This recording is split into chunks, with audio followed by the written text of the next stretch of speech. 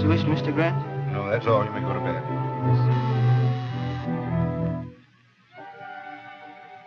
See who that is.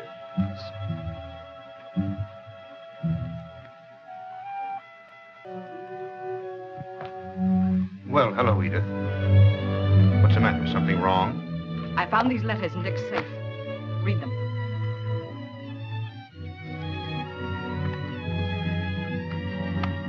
Clever woman. She doesn't sign her name. Not on any one of them? Not on any one of them. But read it. It's most enlightening.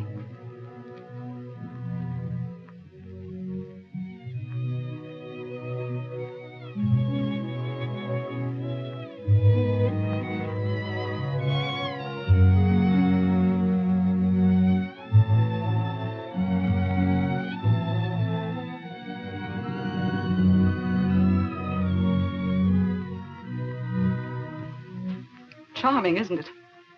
All the seasons of the year poetically recorded.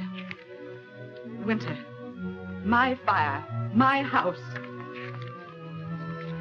Spring, spring comes to the love nest. The tree outside the living room window is budding, and I win the bet. The blossoms are yellow. Isn't it beautiful? Two lovers in their sylvan retreat staring at the trees. And now summer. That same summer when I was working so hard for him, scheming, planning, doing everything in my power to help him. And he was having a cheap back street affair. Probably there's some other explanation. And her counting the hours until she saw him again, thanking him for the house he bought her with my money? He didn't buy the house. Oh. So you do know about it. I thought you would. Edith, I'm probably asking you the impossible. But my advice to you is to burn those letters. Forget them. Forget them? Forget that you, my own brother, let me go on living with a man who was coming to me from the arms of a common, cheap little... If you don't tell me who she is, I'll find out some other way. I'll get detectives. I'll show them these letters. You wouldn't do that. Oh, wouldn't I? I'll make her suffer. Edith. Come here.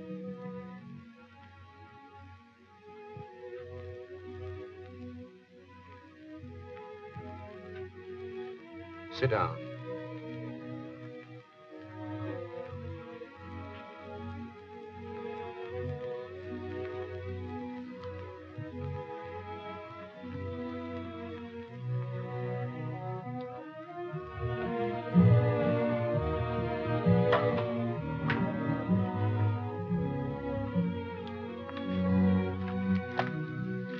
Did you ever hear the name Nora Moran?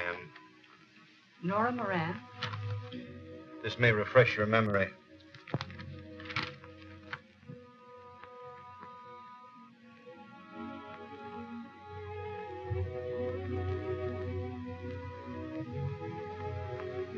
What has she to do with it? That's the girl.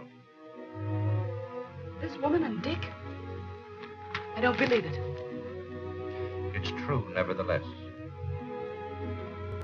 You said you wanted her to suffer. Did you ever witness an execution? Why, of course not. Did you ever see the preparations for one? The cold-blooded preparations for the disposal of a burned-out, lifeless thing that a few moments before the execution was a human being?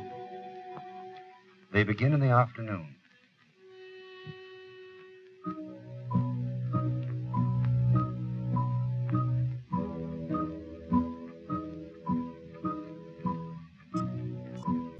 Electrocution's at 8 tonight.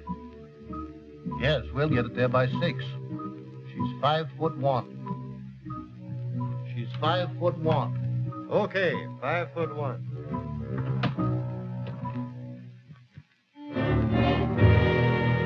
I've got to shave her head.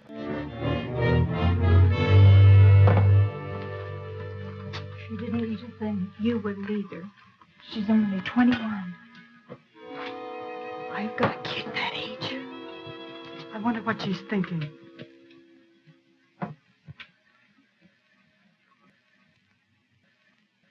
Her suffering had been so mute and pitiful that they tried to relieve her.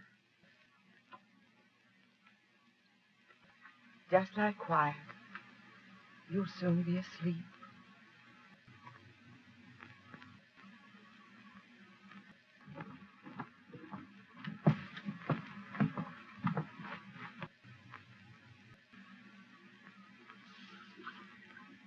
Mrs. Watts, are you sure they sent the telegram to Father Ryan?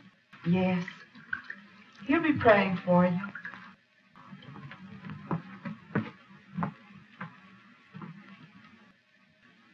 There might still be a chance for you if you'd only tell why you did it. No. Why won't you tell, dearie? But you could tell me. Not anyone. Gradually, the opiate quieted her body, but her mind was too disordered. And in her confused state, everything became grotesque and unreal. We've all experienced, and in our helplessness, we call on the one who means protection to us. To Nora, it was Father Ryan, now as when she was a child. Nora's 5 years old. She's been with the sisters 2 years. And she's always been a very good child. Well, there's only one thing that's holding me back. Bless you, honey. I was only saying, I wanted to see how you'd fit on me lap. Darling, come over and try it. We got a car. Are you out? Sure. Barring a couple of payments. What's a couple of payments between two good Irishmen like the child and me? Oh, the child and you. It's already the child and you. Well, we'll see. We'll see. Happiness for 8 years. But she remembered only the tragedy that ended.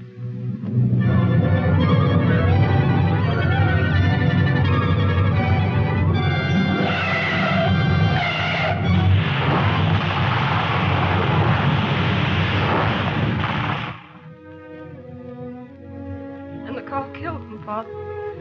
I didn't know for hours why they didn't come home. What do you want to do now, Nora? It's sinful even to think of it now. But Mother Moran wanted me to What was that? learn to dance. She always said that when she could afford it, I could go to a school. Do you want to do that? Yes. I've paid all the debts and there's $300 left.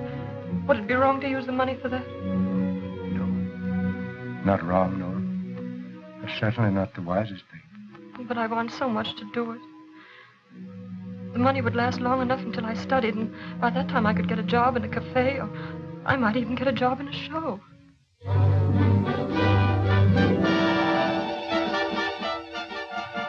Months of practice, long hours and hard work until she felt prepared. And although her money was almost gone, she started out like thousands of others, confident of immediate success. There was the glamour of the theater, the lights, and the crowds, intoxicating to her because she now felt herself to be a part of it. There were the stage doors of promised mystery and excitement, and the daily round of booking offices, when she still felt that each new day was to mark the beginning of her success. And then the refusals, endless days, voices that spoke. Nothing today, no experience, nothing today. No, you won't do. Nothing today. Signs that haunted her. Chorus filled, no casting today. Chorus filled, until she knew the panic that comes with your last dollar and the desperate necessity for any kind of work. The failure there until she saw the ad.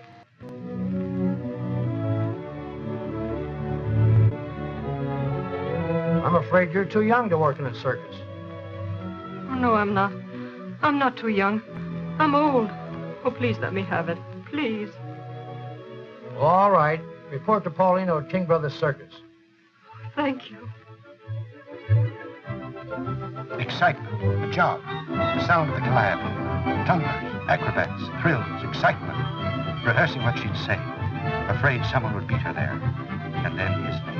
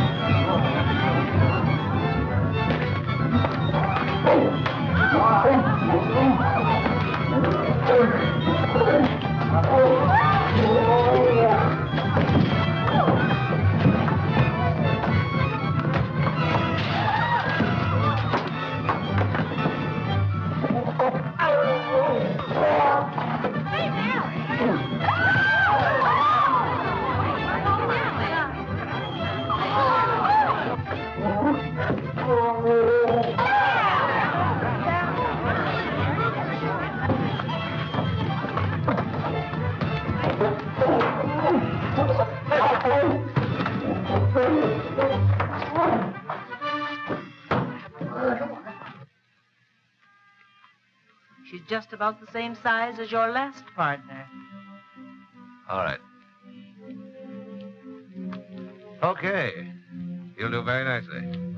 Oh, Mr. Polino. Hmm? I don't have to go in the cage, do I? No. All you have to do is to wear that outfit and look pretty. And, can they miss this stuff?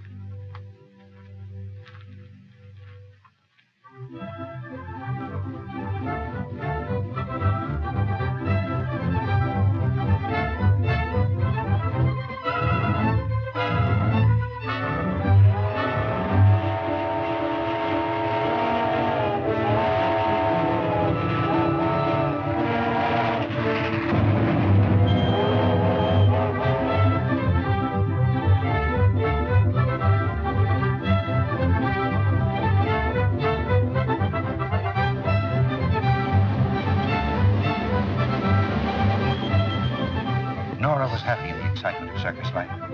The hurry, the bustle, the thrill of moving on, a new town. The whole thing was a glorious adventure until one night.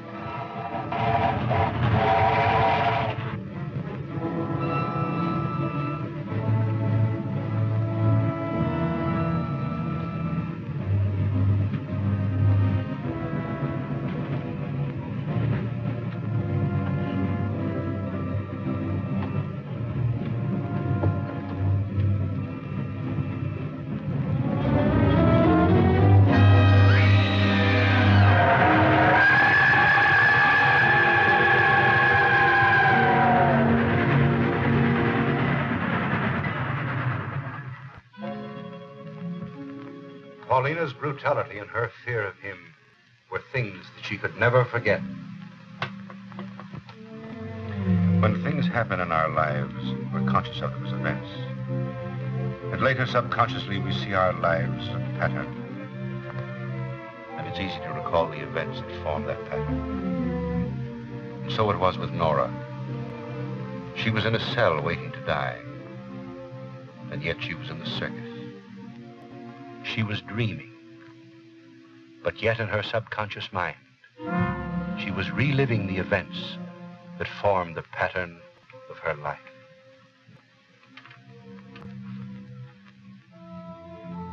Mrs. Watts. No, I'm Sadie. Don't you remember me?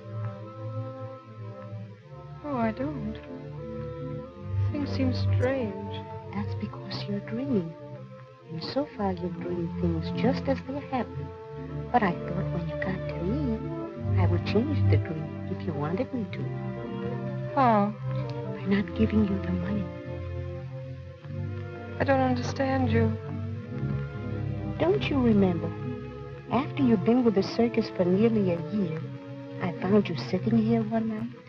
I was drunk, but not too drunk to know that you were just about ready to bump yourself off.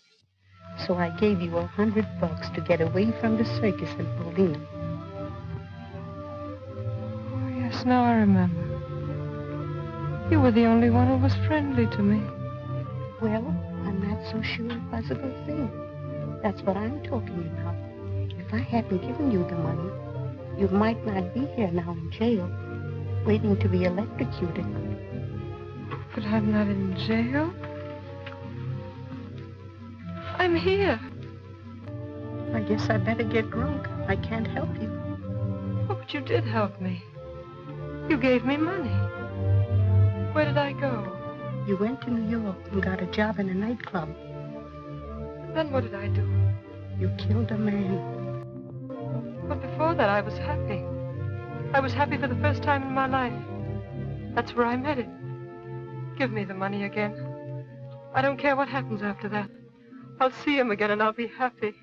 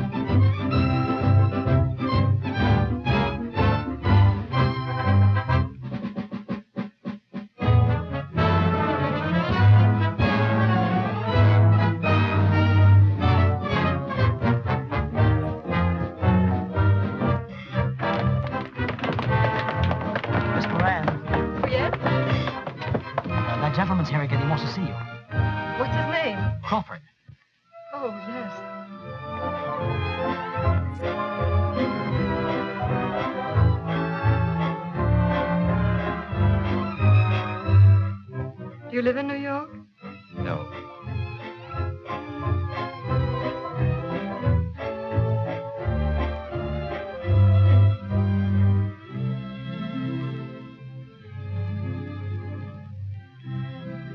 I'm staying another week. May I see you again? Of course.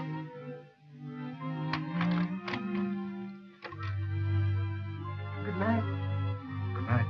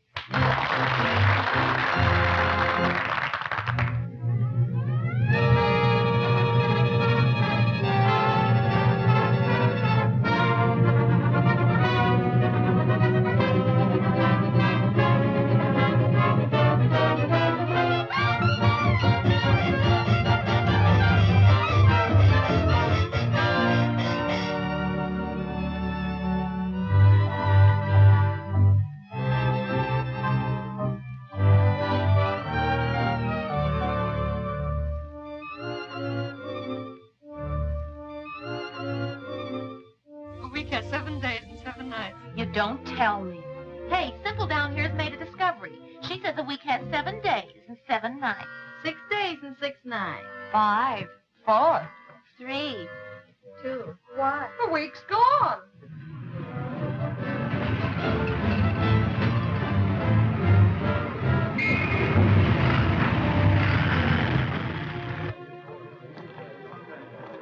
Porter, will you take these bags, please?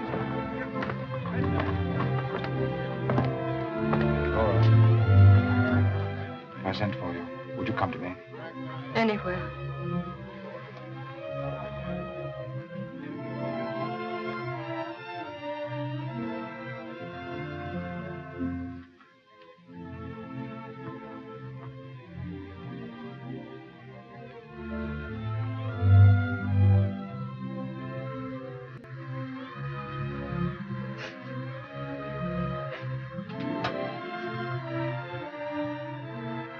Nora, what are you doing? Crying. Crying? The stove works. And the radio works. And the fireplace works. It's so lovely to have a house with things that work. I can't stand it. Oh, you darling. I've heard enough. You can spare me the details of their romance. It's all in there, months of it, while I, like a fool, was slaving for him. Oh, come on now, Edith, please, please. Let's be honest with ourselves. You weren't thinking any more of Dick than I was. Anything that you did for your own social ambition. And to me, he was just a figurehead that I'd groomed for the governorship to further my own political power. When I finally got wind of what was going on, he'd become a damned important figurehead. And with the election only 2 weeks off, one word of scandal would have ruined us. How did you find out about it? Well, I became suspicious of the trips he was taking to the ranch every Monday and Friday. One day I followed him. I found that he was keeping her in a little house just across the state line in Wilchester, about an hour's drive from here. Then I traced the girl's history. And the more I found out about her, the more I was certain she had a definite plan. She was just to sit tight until he was the governor, and then collect for the rest of her life. Well, at least you had sense enough to see that. Well, you've read her letters. Do they sound like it? Certainly. They're just the sort of letters she would write to lull his suspicions. Perhaps. Perhaps. Before you judge that girl, picture her lying in her cell, trying in her disordered mind to relive the months she was in that cottage.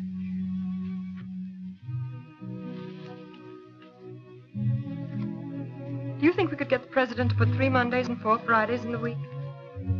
Why? For those are the days I see you. Come over here, dear, will you? Well, immediately.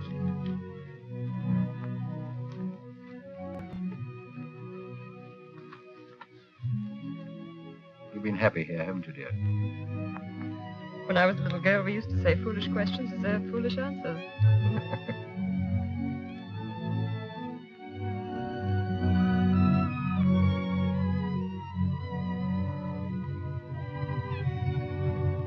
So heavy, it turns on my finger.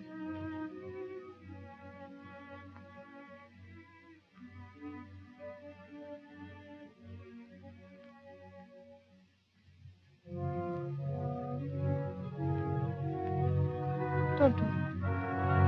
Why not? I don't know.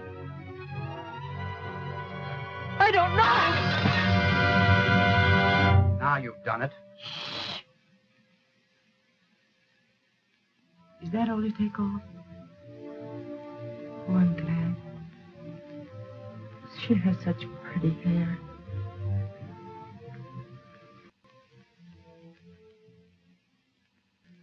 She heard their voices dimly, seemed to know what they were doing. She was going to die. And the thing she was dying for was about to happen. What is it, dear? What's the matter? I know now. It's the circus. Listen.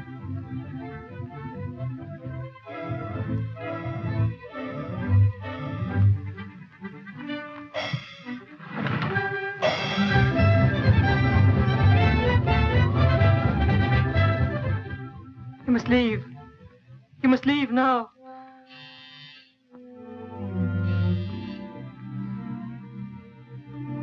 Answer it. No, I won't. You must. But don't you understand?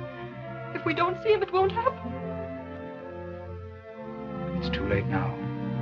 You must answer it.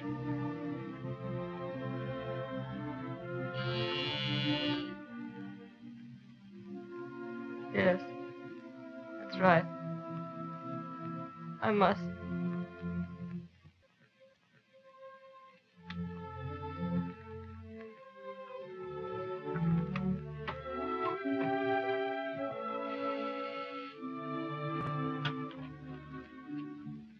I beg your pardon. My name is John Grant. I'd like to see Mr. Crawford. Why, he's... Don't bother lying. I know that he's here. Well, funny you finding me here. Well, Miss Moran, do you know Mr. Grant? How do you do? I just dropped in to see Miss Moran's father. He's an old friend of mine. Not in at the moment, I suppose? No. I see. Where could we talk? Would you mind if we talked in here? Fine. Pardon me. Excuse me. Go now, please. Don't talk to him. I must, dear. You stay out here.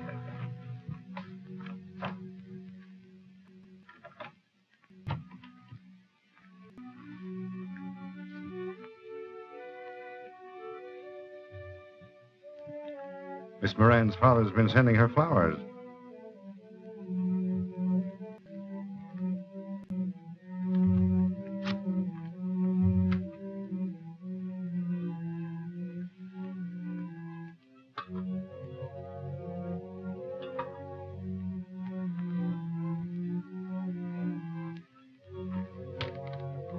Well? How'd you find out about this? There's an extra out. An extra? About this? Yes. How could they have got onto it? Well, this isn't even in our state. Oh, well, there isn't anything to it anyway. I met her while I was in New York. So when she moved down here, she dropped me a note. Purely a friendly note to call. Every Monday and Friday. With an alibi like that, you don't rate the front page. You ought to be in the comic section. Has Edith seen it? I don't know. She can read. What'll I do? Squirm a while. I'll watch. I ought to get something back for my money. Talking like that will help, John. You've got to think of something. All right. You do the thinking, I'll do the talking. The story hasn't broken in the papers yet. You mean you told me that I just wanted to give you a taste of how you'd feel if it did break. And if you're not out of here in exactly 10 minutes, that's what's going to happen. I'll break it myself. I'll break it on the front page of every newspaper in the state, and you along with it. You wouldn't do that? Wouldn't I? Let me tell you something. You're running for governor. You're a married man. The fact that you're married to my sister doesn't mean a thing to me. That's her business. But I've spent a lot of time and money building you to where you are. And if you think for a moment I'm going to let you toss it just because you've fallen for some cheap little dame, you're mistaken. She isn't cheap. You bet your life she isn't.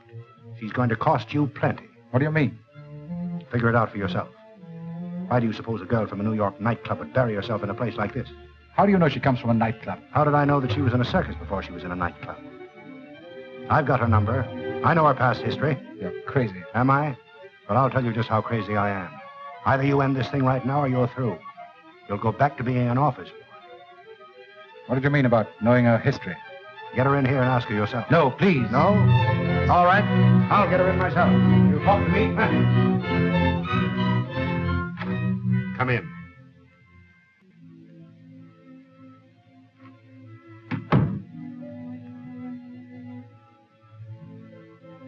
You heard what was said? Yes, I heard. All of it? I guess so. It's true, isn't it? What? About you being with the circus. The same one that's playing here tonight.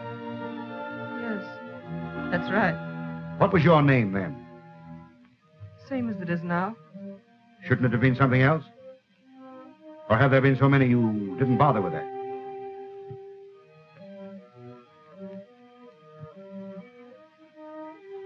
Yes, that's right. There have been so many I didn't bother with that. Men like him who were married. Men...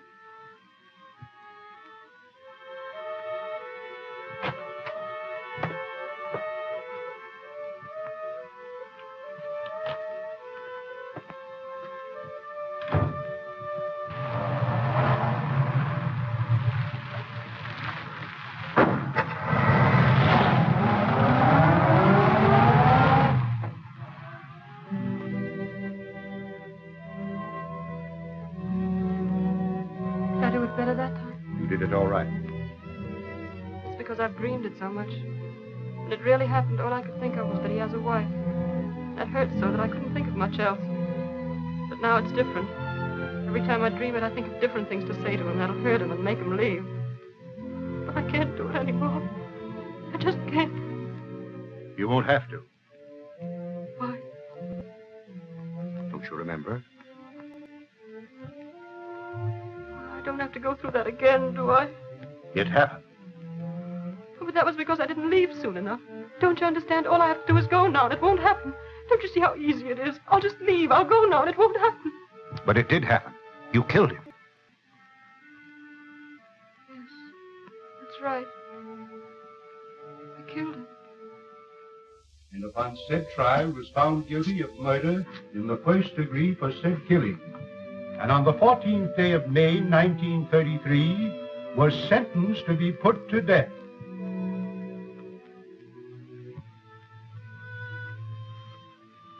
Come, look at her. I don't want to. Come on, look at her.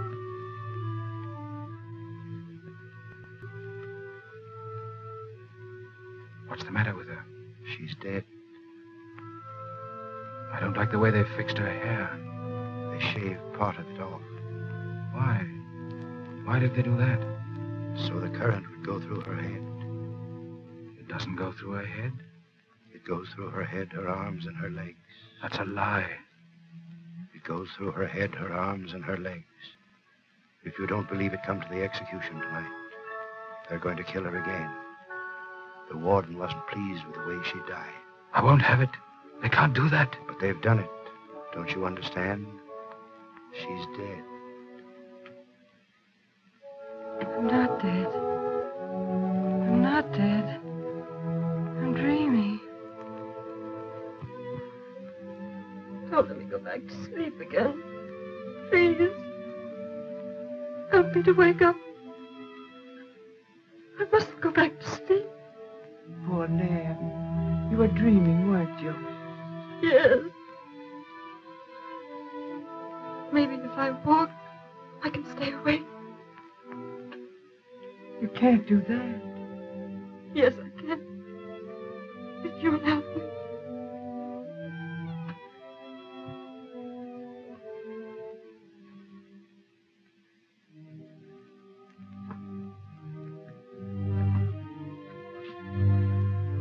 And upon said trial was found guilty of murder in the first degree for said killing. And on the 14th day of May, 1933, was sentenced to be put to death. Stop it. Make him stop. Why don't you be human? Can't you see she's almost crazy? But I'm supposed to read it. I'm supposed to read it here in her cell. All right, read it here. Can't you read it to yourself? I guess I could do that. Maybe if I just mumbled, it'd be all right. Mumble and be damned. And upon said trial.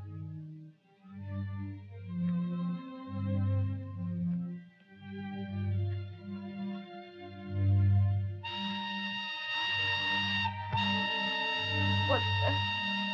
6 o'clock. 2 more hours. At 6 o'clock that night, Nora wasn't the only one walking the floor. I was in my office listening to the prison whistle. And I realized that I'd been listening to it all day. I didn't know what to think. Dick was now the governor. He promised to refuse a stay of execution. I didn't know whether he'd hold to his promise. I didn't know whether she'd stick to hers. What do you mean? What are you trying to tell me? When Dick left that night, I stayed to settle with her.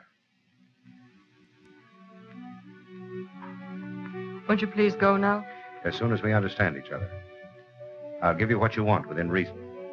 That settles the account for all time. No future payments, no kickback. You understand? There'll be no kickback, as you call it, and no payments at all.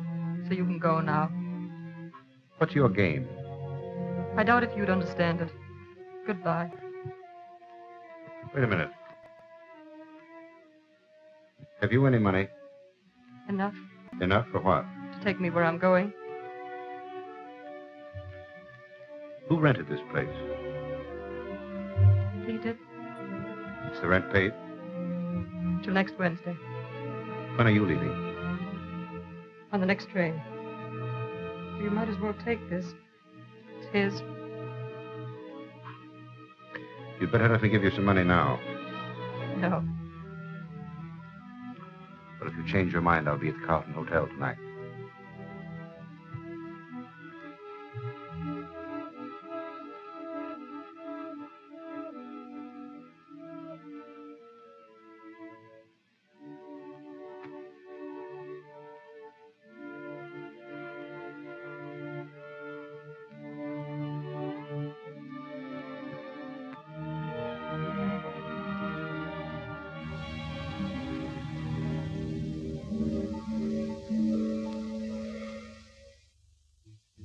I sat in the hotel room trying to figure the girl out. I couldn't believe she turned down money. But at the end of 2 hours, when she hadn't called, I decided she wasn't going to.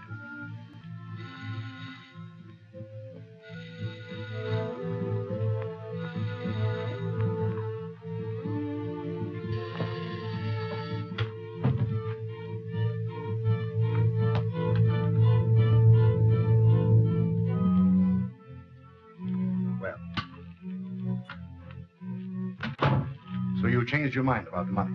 No. Come in here. Come in here, please. Help me move this. What's wrong? Push it away from the fireplace.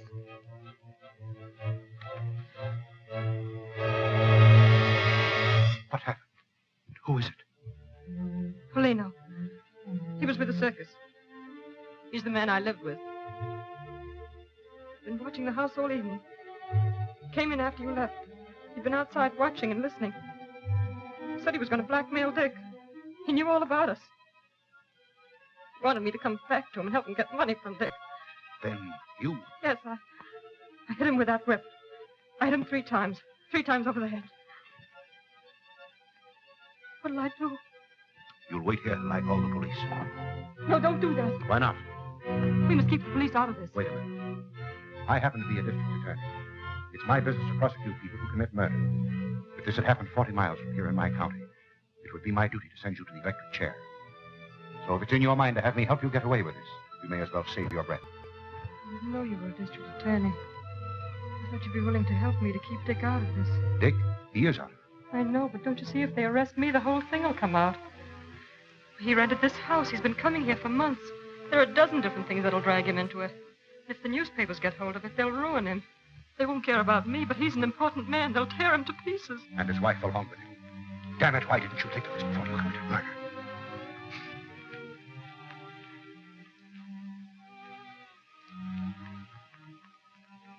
He went to bed drunk every night.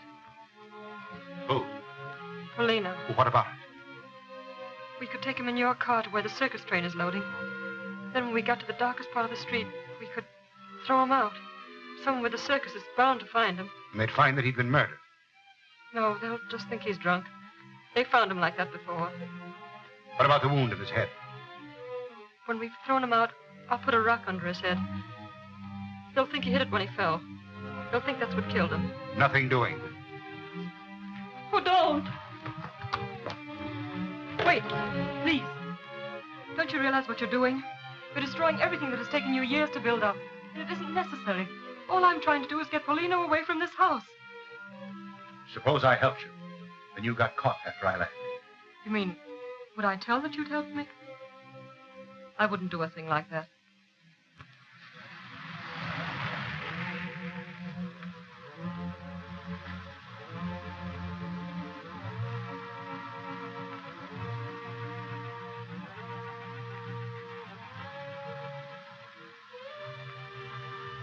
Turn here.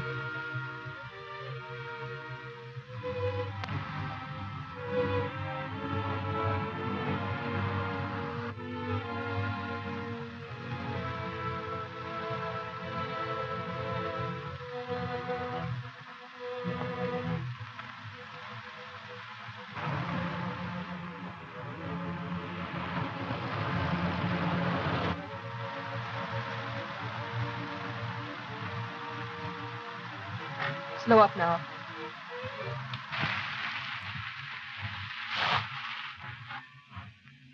Can you manage it alone? Yes.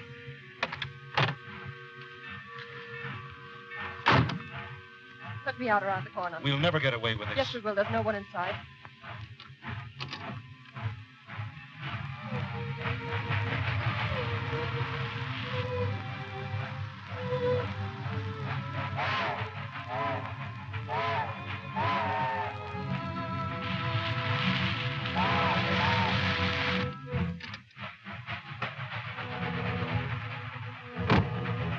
Go on.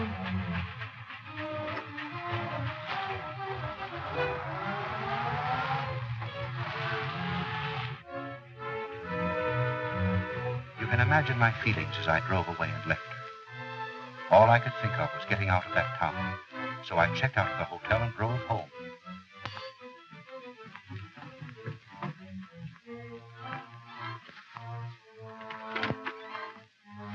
I've changed my plans, Cato. Bring a hot drink to my room.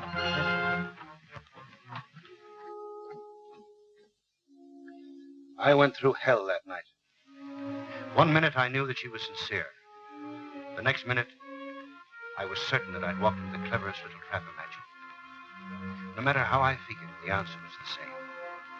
If she was sincere, the plan was 1,000 to 1 shot. If she succeeded, she'd collect. If she failed, and she'd been lying, she'd talk. And faced with the rest, how did I know but what she'd pin the actual murder onto me? It's my word against hers.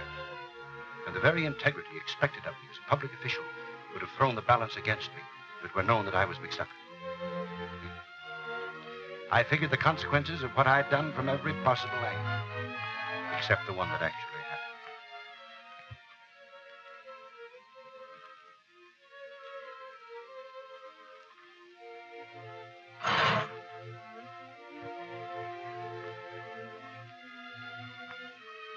Mr. Grant?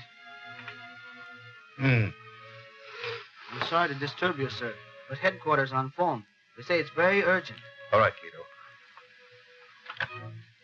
Hello? Yes? Good morning, Mr. Grant. There's been a murder on a circus train that pulled in here this morning. Pulled in here? Yes. We've got the girl who did it, but we can't get anything out of her nor the circus people. The whole thing's a mix-up. Yes, I'll come right down.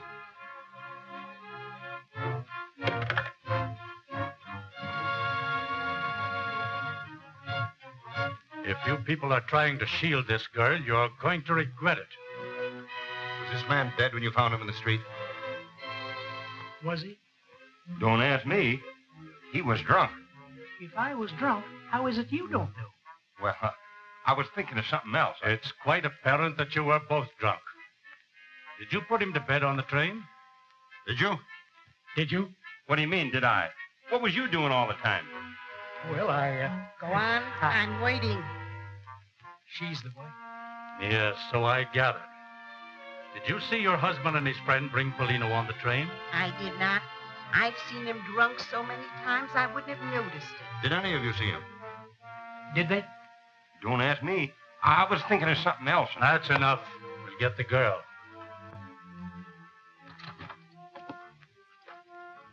Have the prisoner brought in. Now, which one of you met the girl? We both did. You say she hasn't been with the circus for some time? About 3 years. When you met her, was she going toward the train or away from it? Beer. I bet they was drinking beer. You keep your pants on. A lot you got to say, roaring drunk yourself. She was going toward the train.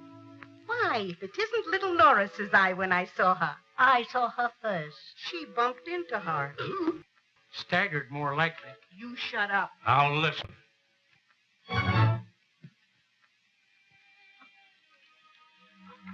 You people wait in the outer room. Come in. God bless you, darling. Sit down, Miss Moran.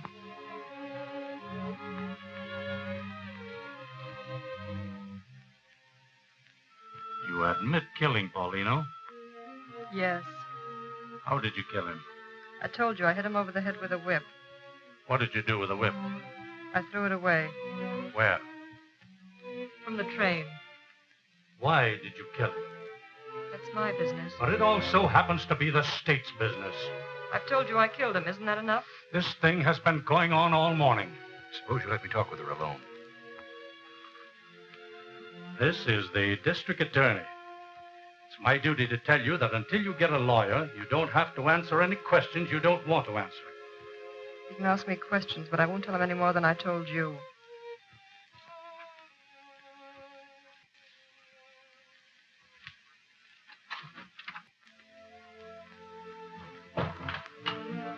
What happened?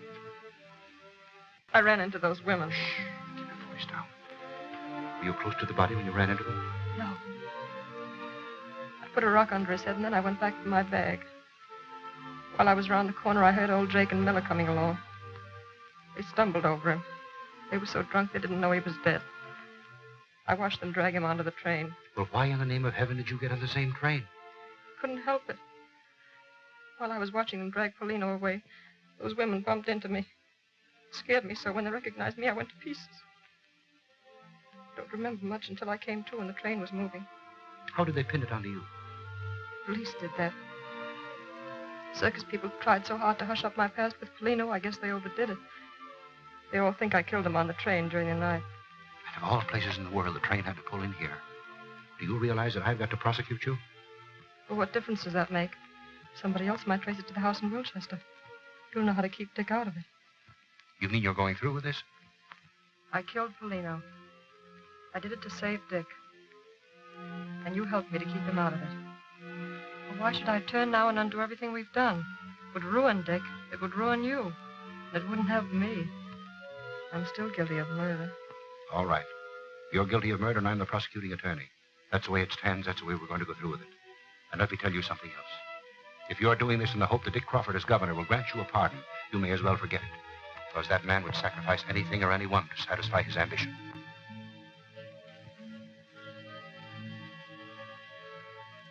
You know the rest of it. She went through the entire trial without a word in her own defense. Prosecuted by a man who was as guilty as she was. Sentenced to die by an unsympathetic jury, and still never a word. Well, what of it? She was guilty.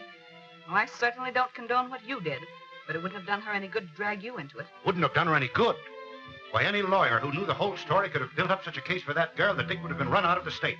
I would have been sent to prison for life, and she would have walked out of that courtroom as free as air. Why, think of the case. The girl is being kept by a man in high public office. She commits murder for him, and the district attorney turns around and helps to cover up the murder and then prosecutes her. And furthermore, the murder was not committed in this state. This state had no legal right to try her.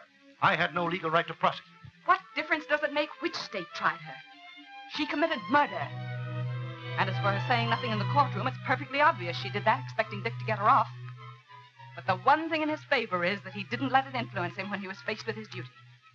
He had the courage and honesty to refuse to save her in spite of who she was. This state had invested him with certain powers and duties. And I'm glad that he at least lived up to that trust. Edith, are you making a campaign speech or just being a damn fool? Like most wives in your self-righteousness, you refuse to recognize any kind of love but your own. You never understood Dick. Neither one of us ever tried to understand him.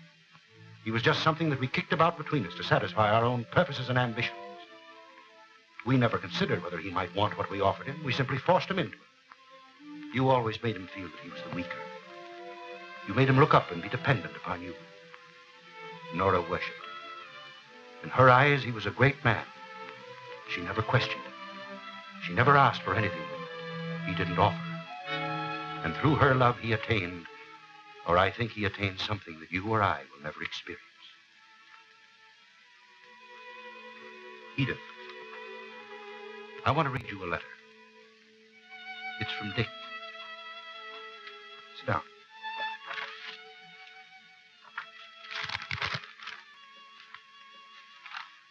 It starts simply, John, I'm going away with Nora. Away? That's how he puts it. You would call me insane if you knew what had happened to me tonight. And my relating it to you may seem an attempt to justify myself. I don't know. But I ask you to visualize the early hours of the evening. Extreme, baby, read all about it. Nora Moran died at 8, baby. Governor denies reprieve. Nora Moran died, baby. Extreme, baby, read about it. Nora Moran died at 8, baby. Did you switch a direct line into the governor's office? No. Did he want me to? You tell me what he wants today, and I'll appreciate it. Shall I go back and do it? No, leave it alone. Governor denies reprieve. Baby, read about it.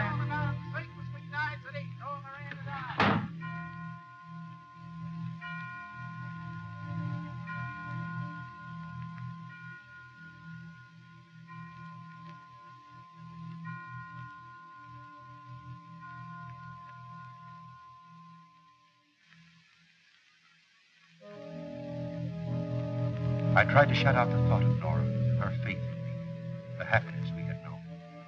Her happiness in those first few months. But her voice, memories of her, kept coming back.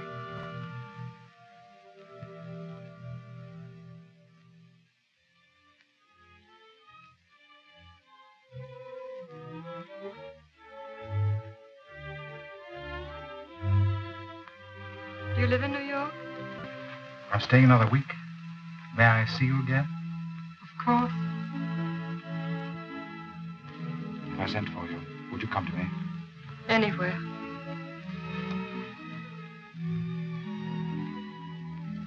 The stove works. And the radio works. The fireplace works. It's so lovely to have a house with everything that works. I can't stand it. Oh, you doll. Do you think we could get the president to put 3 Mondays and 4 Fridays in the week? Why? For those are the days I see you. Or have there been so many you didn't bother with that? Yes, that's right. There've been so many I didn't bother with that. Men like him who were married. Men...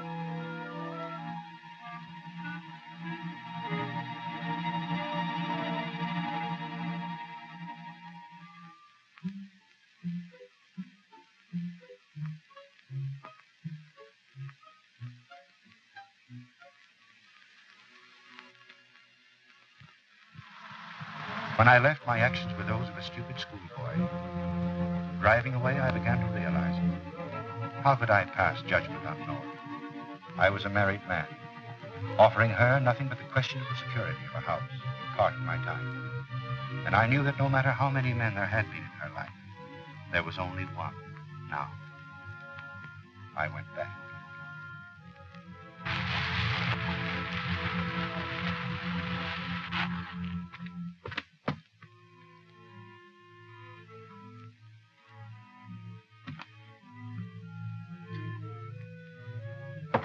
Nora!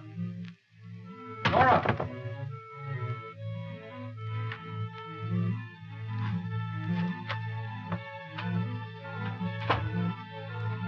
Nora!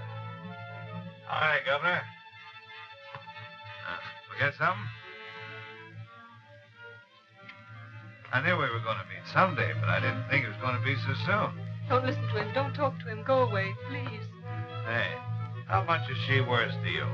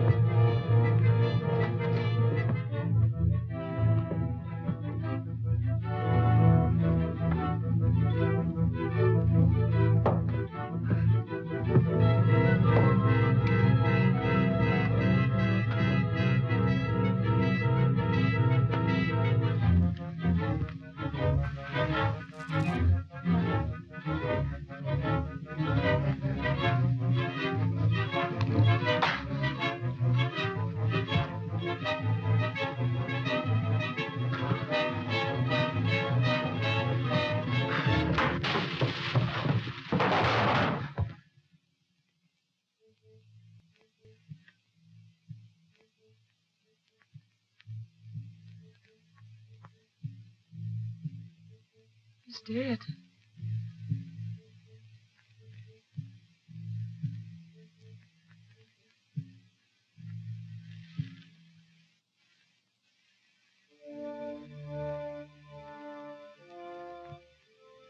Dead.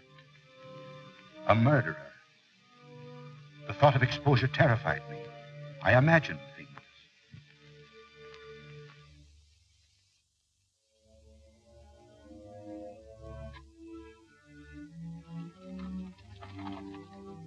There's no one out there. But I saw a face at the window. You imagined it. Perhaps. I don't know.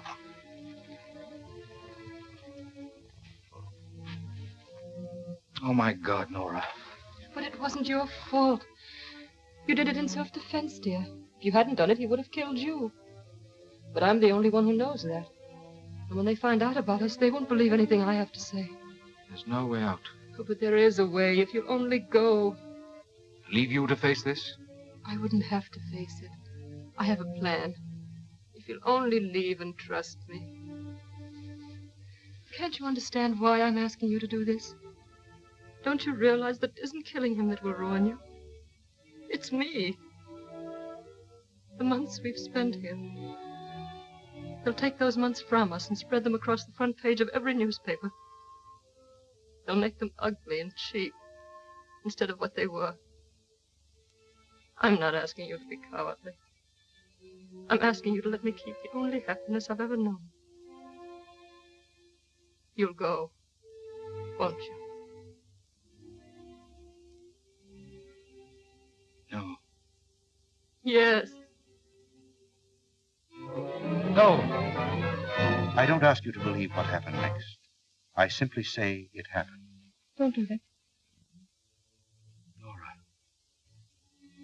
What are they doing to you? Nothing, dear. They're hurting you. You're frightened. What is there to be frightened of? Death. There's nothing to fear in death. Father Ryan is with me now. I want you to hear what he's saying. And remember it always. It's the prayer for the dead. No, I don't want to hear it. Don't make me hear it. But it's beautiful. Listen. Eternal rest give to them, O Lord, and let perpetual light shine upon them. Eternal rest and perpetual life. Is that frightening? No. Then think of it that way. Think of me that way. I can't. All I can think of is that you're dying for something I did. I'm not dying for something you did. I'm dying for all the good things you're going to do. And I'm dying rather than give up something that was precious to me. My life with you. I could have life with you if I told the truth. If I had the courage to tell the truth, I'd be free. They might put me in prison, but I'd be free. I'd be free of Grant. What of your wife? You can't do that to her. She's like him. They're both alike. Dominating, scheming, planning my life. And they always win. I wanted to pardon you, but he wouldn't let me. Why do I say he wouldn't let me? I could have done it. I can do it now. I can phone now and stop it. I can sign an unconditional pardon and you'll be free. What's free, dear? To go out and struggle. And perhaps no more men like Polino. To go on day after day knowing that somewhere in the world you're beginning to hate me. Why should I hate you? Because people change. What will she be 15 years from now? Just someone who can put you behind the bars anytime she wants to. Do you want to go through life waiting for that to happen? Let her die. That was his voice. I didn't think that. He said it. You heard him, didn't you? I wouldn't want you to think I felt that way about you. I know you wouldn't change. You understand, it was his voice. Don't let me die because you're afraid. Let me die because it's my destiny to die. Let me feel that in dying I'll make it possible for you to go on.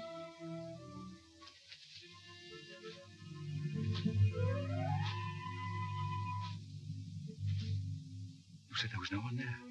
You looked, and you said there was no face at the window. You said I imagined it. You did. And what's he doing here? If he saw me, why doesn't he say something? Why doesn't he come out in the open? What's he waiting for? There's no one there. Yes, there is.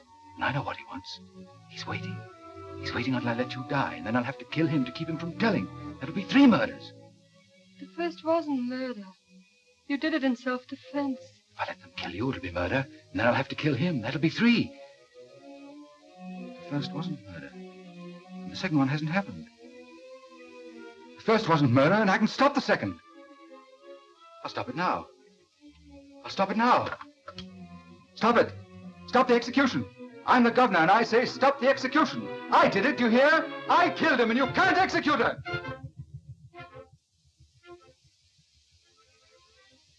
I did it. I did it, Nora.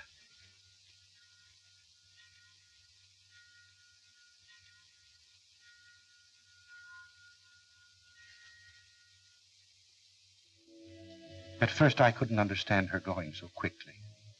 And then I looked at the phone. It was dead. Nora was dead.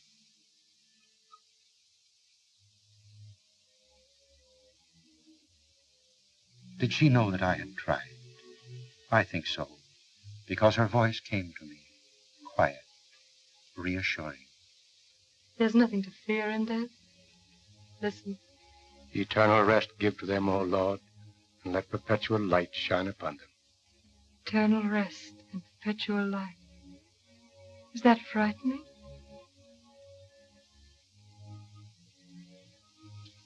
I couldn't have put those words in her mouth. She must have been here.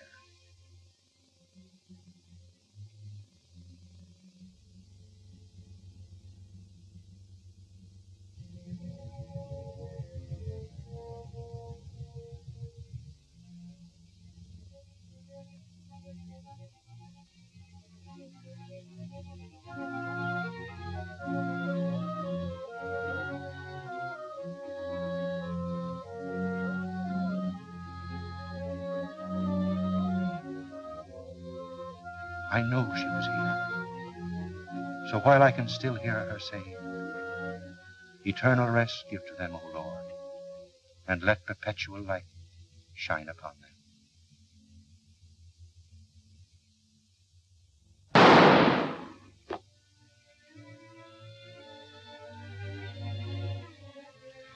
It ends there. Or does it begin? I wonder.